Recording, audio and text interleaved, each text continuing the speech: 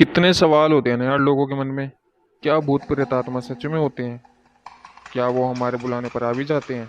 अगर हाँ तो वो रहते कहाँ हैं? दिखने में कैसे होते हैं? सभी कुछ बताऊंगा आपको आज की इस कहानी में, तो इसे पूरा सुनिएगा। आपके मन में अभी जो ये सवाल उठ रहे हैं ना, वो सब मैं अभी क्लियर कर दूंगा, लेकिन उससे पहले नमस्कार, जय श्री श्याम। मैं प्रवेश वर्मा स्वागत करता हूँ आपके खुद के यूट्यूब चैनल पर, जिसका नाम है देसी दास्तान। इस चैनल पर पहली बार आए हो? अगर हाँ तो इस चैनल को प्लीज़ सब्सक्राइब कीजिएगा। मैं ऐसी ही कहानी लाता रहता हूँ। और अगर आप अपना भी कोई अनुभव मेरे साथ शेयर करना चाहते हैं तो वो भी ज़रूर कीजिएगा। मेरा व्हाट्सएप नंबर डिस्क्रिप्शन में मिल जाएगा आपको। और एक सबसे इम्पोर्टेंट बात कहना चाहता हूँ, प्लीज़ यार, बहुत मेहनत लगती है एक वीडियो बनाने में। एक लाइक और एक सब्सक्राइब में आपका तो कुछ नहीं जाएगा, बल्कि किसी को हिम्मत मिलेगी यार। एक तो ये कहानी ज़्यादा पुरानी नहीं है, 2022 की है। आप लगा लो आप ये कितनी पुरानी होगी। अच्छा, अंजलि को जानते हो? नहीं? चलो मिलवाता हूँ आपको। एक ऐसी लड़की से जिसने ये सब मजाक में तो किया था, पर मजाक इतना भारी पड़ जाएगा सोचा नहीं था। अंजलि यूपी की एक मिडिल क्लास फैमिली से है।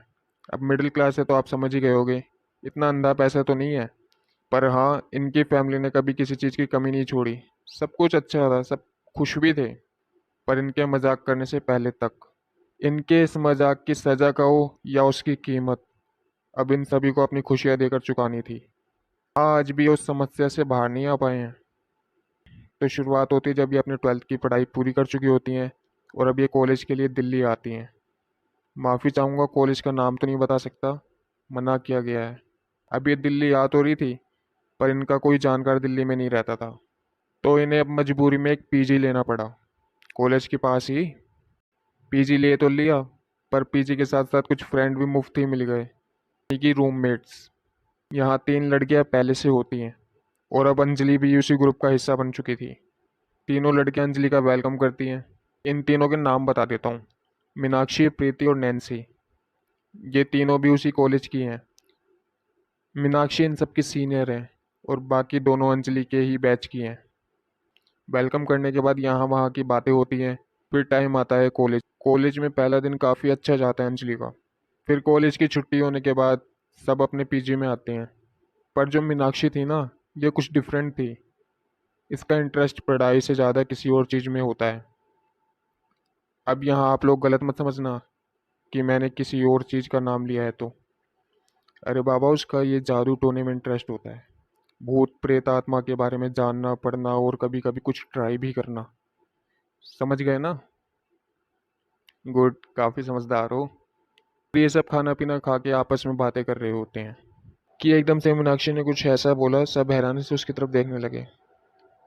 चलो एक गेम खेलते हैं, हमारे साथ एक न्यू मेंबर जुड़ा है, तो चलो इसी बात पे एक गेम खेलते हैं।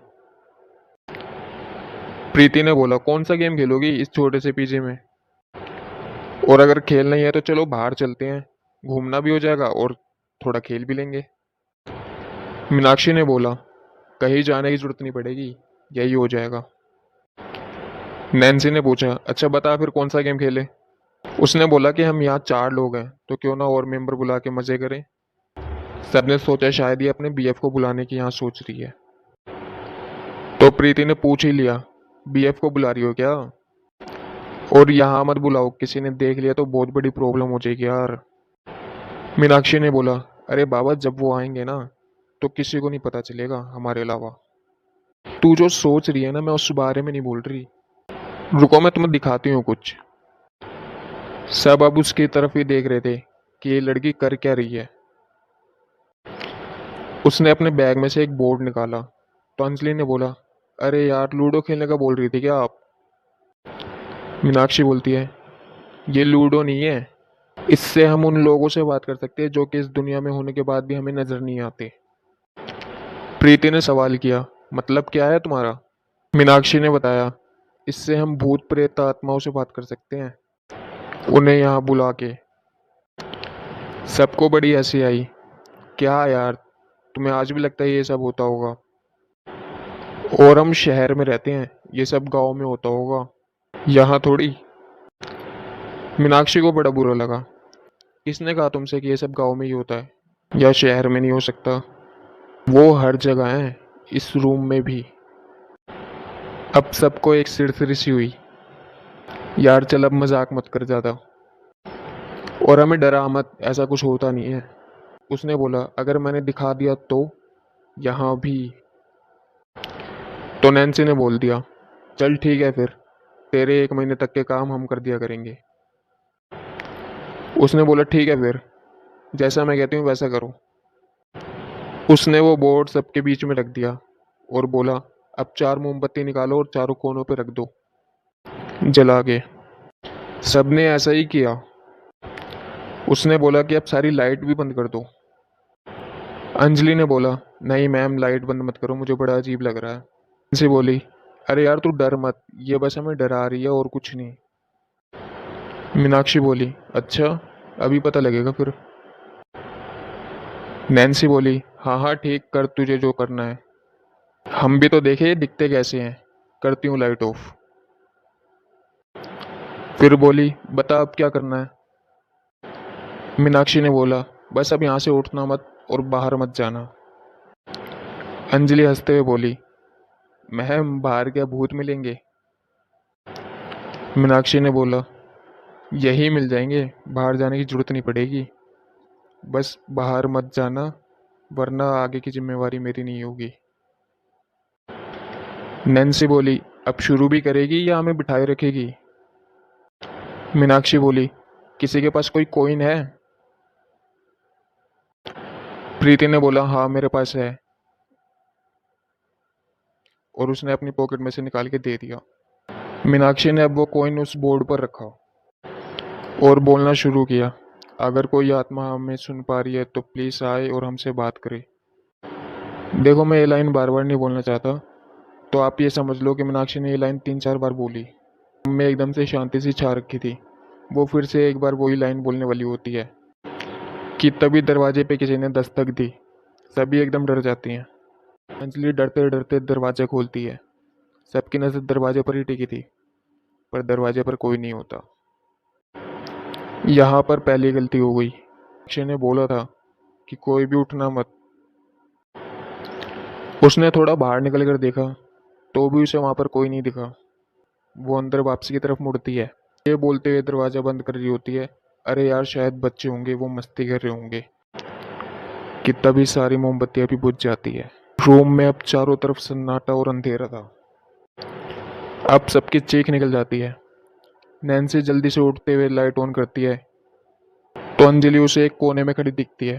नैन्सी चिढ़ते हुए बोलती है, बंद करो, हमें नहीं खेलना कोई गेम शेम, और अब कोई इस गेम को नहीं खेलेगा, चलो सो सब। और उसने ये बोलते हुए वो बोर्ड उठाकर डस्टबिन में डाल दिया। दूसरी गलती, किसी को बुलाने के बाद उसका अपमान कर दिया। उस टाइम तो सभी उस बात को इग्नोर करके सो गए, पर आधी रात को सबकी आँख खुलती है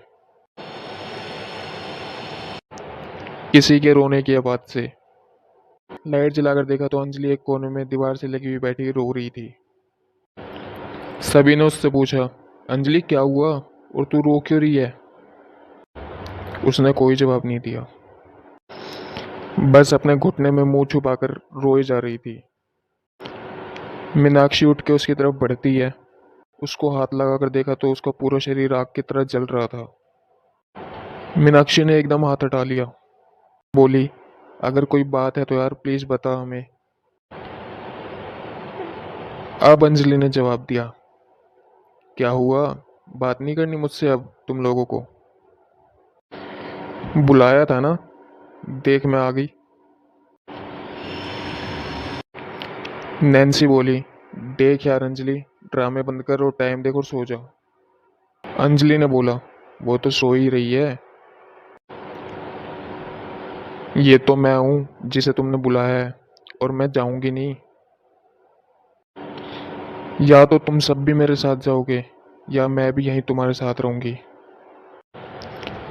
आप सभी ने सुना ना, उसने क्या बोला, अंजलि तो सो रही है।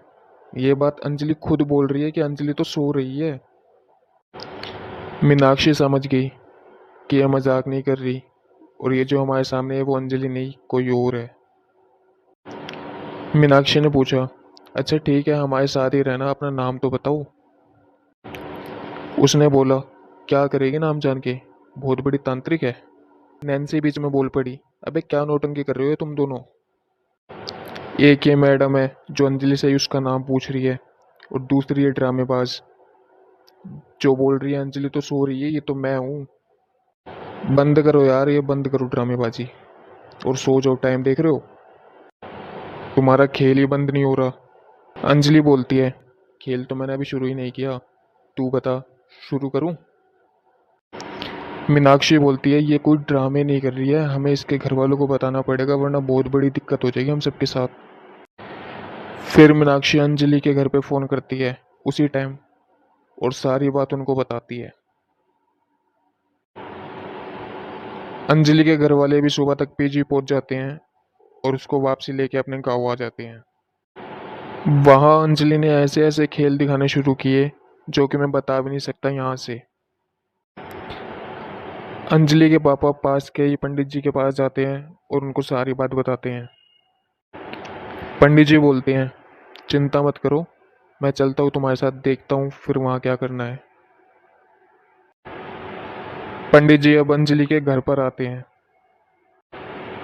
पर अंजलि को देखते ही उस रूम से बाहर आ जाते हैं और बोलते हैं कि यहाँ आपकी मदद अब कोई नहीं कर सकता, क्योंकि इन बच्चों ने उसे खुद बुलाया है, किसी ने छोड़ा नहीं है। अब ये तब तक नहीं जाएगी जब तक इसकी खुद की इच्छा नहीं होगी। आप इसको लेके अभी मेहंदीपुर निकलो, अब बस बालाजी महाराज ही इस गुड़िया को इस समस्या से बाहर ला सकते हैं, वरना इस गुड़िया के साथ ये कुछ भी कर सकती है। हालत देख रहे हो इसकी? चेहरा देखो कैसा होता जा रहा है, ऐसा लग रहा है सारा खून इसका धीरे धीरे उड़ता जा रहा है। 20 साल की उम्र में इसके झुर्रियाँ पड़ने लग गई, एक दिन में ये हाल कर दिया उसने, तो समझ लो इस लड़के के पास ज़्यादा टाइम नहीं है। कब ये सबका साथ छोड़ दे कह नहीं सकते।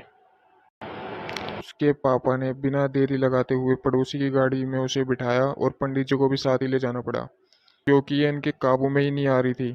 5-5 लोग मिलकर भी एक कमज़ोर सी दिखने वाली लड़की को काबू नहीं कर पा रहे थे, गाड़ी तक नहीं ला पा रहे थे। जैसे तैसे गाड़ी में बिठाया गया। पंडित जी ने सबसे पहले ही बोल दिया कि अब गाड़ी बीच में नहीं रुकेगी, सीधे अब मेहंदीपुर में ही जाके रुकेगी। गाड़ी में जाते हुए भी इसने बहुत से खेल दिखाए, जैसे कि अपने बाल नोचना, अपना ही हाथ चबाना, चलती गाड़ी से उतरने की कोशिश करना। सोच के देखिए क्या बीत रही होगी उस बाप पे जो अपनी बेटी को इस हाल में देख जो अपनी बेटी को इस हाल में देख रहा होगा। बहुत जोर लगाया उसने कि किसी भी तरह बस यहाँ से निकल जाऊं, पर ऐसा हो नहीं पाया, क्योंकि एक तरफ अंजलि के पापा थे और दूसरी तरफ पंडित जी। पंडित जी ने उसको ऐसा करता देख अपने गमछे से उसके दोनों हाथ बांध दिए, ताकि वो खुद को नुकसान ना पहुंचा सके। बालाजी के सामने आते ही लड़की बेहोश हो गई। पंडित जी ने बोला, लड़की अब ठीक है, चिंता मत करो, पर अब इसने दोबारा कुछ ऐसा किया तो बहुत ही बड़ी दिक्कत आ सकती है। जब ये वापसी घर लाई गई तो अंजलि के पापा ने उसको वहां से कॉलेज छुड़वा दिया। अब अंजलि को अकेले बाहर भी नहीं भेजते, बोला है पढ़ाई करनी है तो यहीं से करो। आज भी ये सब उसी डर के साए में है। तो आज की कहानी में बस इतना ही। उम्मीद है आपको ये कहानी पसंद आई होगी, और आपने भी कुछ ऐसा अनुभव किया हो तो प्लीज़ हमारे साथ शेयर कीजिएगा। मेरा व्हाट्सएप नंबर डिस्क्रिप्शन में मिल जाएगा, और अपना सपोर्ट ज़रूर दें इस चैनल को। मैं ऐसी ही कहानी लाता रहता हूँ। मिलता हूँ आपसे एक और नई कहानी के साथ। ये वीडियो देखने के लिए धन्यवाद।